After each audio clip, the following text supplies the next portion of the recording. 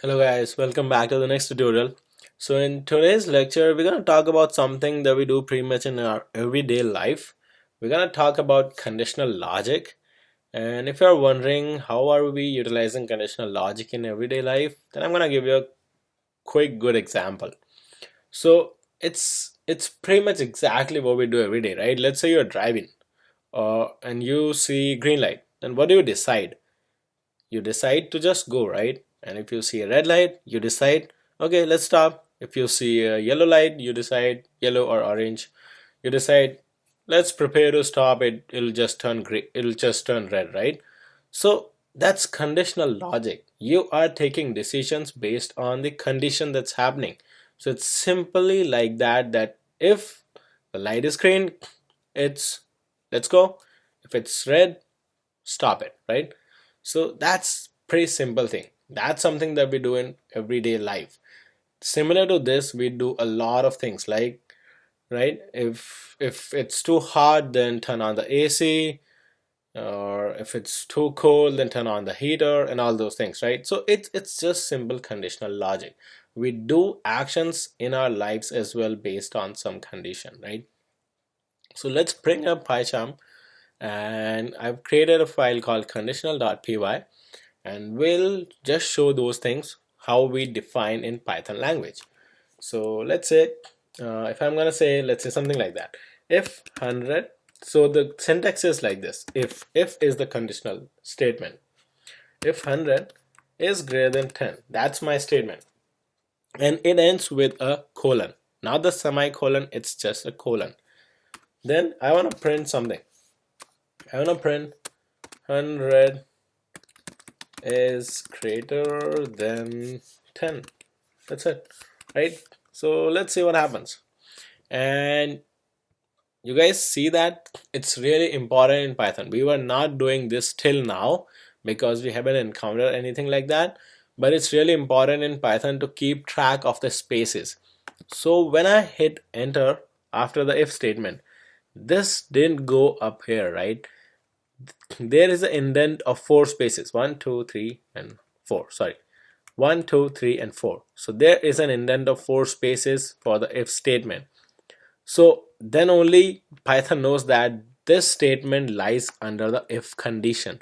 So it's really important to indent everything with 4 spaces, or adjust your tab. By default it's there in PyCharm, your tab is already 4 spaces. So if I hit backspace and hit tab, it's 4 spaces indentation.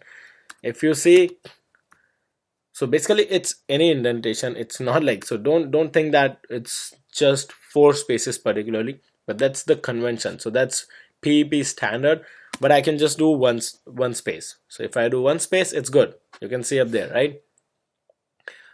But you can see this error. It's not error, it's a warning message, kind of suggestion that indentation is not a multiple of 4. So they recommend that the indentation should be a multiple of 4. So, and it's good, right? Because one indentation space is not even clear. If you have a code of 100 lines, you will not be able to identify, because in Python we don't have any curly braces or anything. So we rely on indentation, the spaces. So we hit tab, it's 4 spaces, it's good. So if I'm gonna run this code, let's see what happens. Oh, it's still taking the old code, so let's change the configuration file. Control structure should now point to conditional.py. Okay, and hit OK.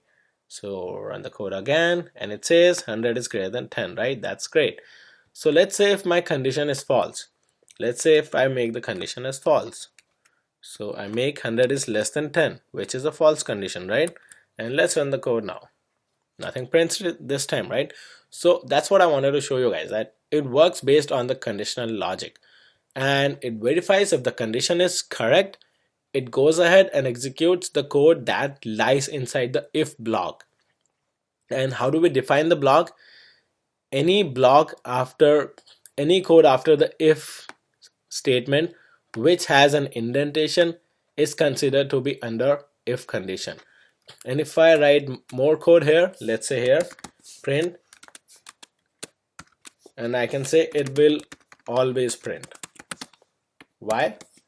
because it's not under the if condition. It's not under if condition. It's not indented, right? So it's always gonna print. So let's run it.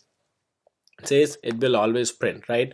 Even though condition was false, this one is still printing. So that's something that we have to be very careful about, that about the indentation, that we have a proper indentation when we are working with the Python. Any conditional logic, or in future we'll learn about classes, methods, and all those things. Everywhere we have to be careful about the indentation.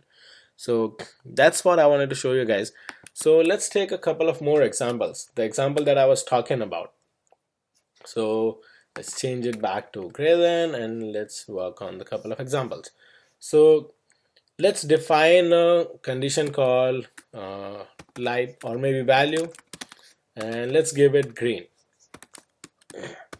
right? So I have a value and it's called green. Now I can say if value equals to green, print go, right? We can say print go, and we have to put the colon, and it's good, right? So let's run this code, and since the value is green, it just prints go, right? So this is our if condition. So let's say if the value is not green, we can say this, right? If value is equals to red, then print stop, right? And right now stop is not gonna print because the value is green, and if I change it to red here, it's gonna print stop, right? It didn't print go. So that's what we were talking about when we talked about the condition. So it checks the condition and it only executes the code which is inside that particular block. So this code is inside the if block for this, and this code print stop is inside this code block, right? So it's only executing the code block under the if condition. So what if I don't want to say if every time? What else I can do? I can do something like this: if and then else. So else is exactly, it's kind of partner to if, you can say that. It's if the expression is true.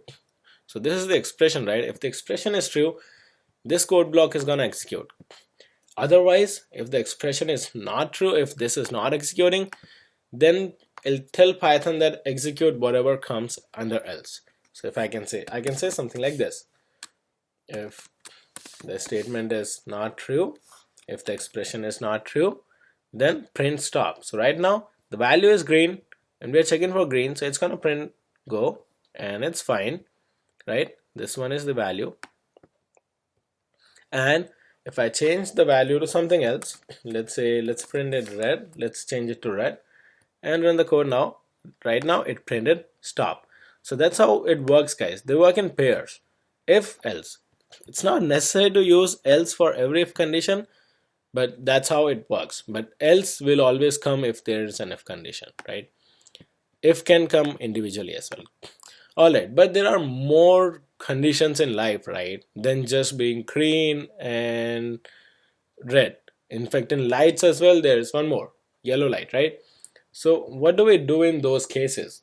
So we have another keyword called elif, and it's basically nothing, but it's exactly what it sounds like. It's just the expression that we mention in elif that should be executed if the previous condition is not true. So if I say if value equals to let's say yellow, then print prepare to stop, something like that, right? So now what we are doing, guys, is just take a look. If the value is green, print go. Elif, which is else if, but that's how Python uses elif, the value is yellow. So basically the if condition is not true at this moment, right? So elif, the value is yellow, print prepare to stop. Else, so now it covers anything other than green and yellow. Anything else is there, it means just stop. I don't care, just stop. So let's change it to yellow this time. yellow, and let's run the code. And it says prepare to stop, right? So that's how it works, guys. That's how the conditional logic works. So I can change it to anything else also, right? Let's say I'm gonna change it to brown, and right now it's not green, so it's not gonna print this. It's not yellow, so it's not gonna print this as well. So it's anything other than green and yellow, other than, so it's gonna print the stop. So if I can say this, I'm gonna run it, it says stop.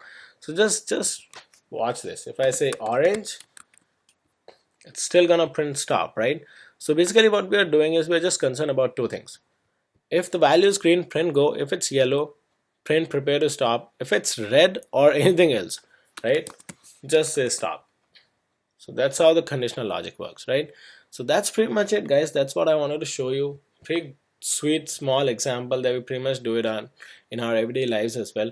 So the file will be there, so just download it, refer it, and as always, practice a lot. And if you have any questions, just come back to me with your questions and I'll be more than happy to help.